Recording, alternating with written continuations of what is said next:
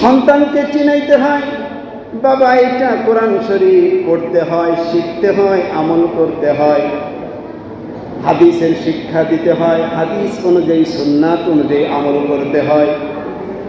সন্তানকে মাদ্রাসা চিনাইতে হয়, এটা মাদ্রাসা, এটা দ্বীনি প্রতিষ্ঠান।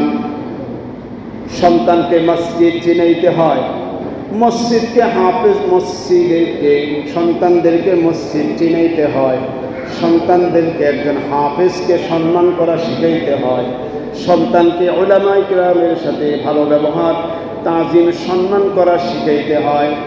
সন্তানকে শিখাইতে হয় নামাজ কীভাবে পড়তে হয়, শিখাইতে হয়। সন্তানকে যখন আমি আপনি দুনিয়ায় এভাবে আখেরাত শিখাইব, সন্তান ওই আখেরাতমুখী হবে, ঠিক না ভাই?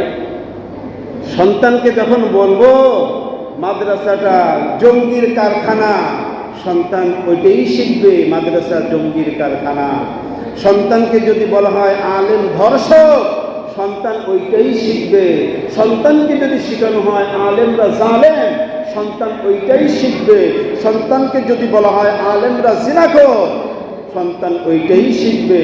এই জন্য সন্তানদেরকে আলেম শিখাইতে হয়, পীর মাশায়েখ শিখাইতে হয়, মাদ্রাসা শিখাইতে হয়, মসজিদ শিখাইতে হয়, তাজিম সম্মান শিখাইতে হয়। আজ আমরা তাদেরকে এইটা শিখাই না, আমরা আলেমদের থেকে তাদের দূরে সরায় রাখি, ইসলাম থেকে দূরে সরিয়ে রাখি, মসজিদ থেকে দূরে সরিয়ে রাখি, আলেমদেরকে জঙ্গি পরিচয় দিই, উলামায়ে কেরামকে জঙ্গি পরিচয় দিই, মাদ্রাসাকে জঙ্গির কারখানা পরিচয় দিই।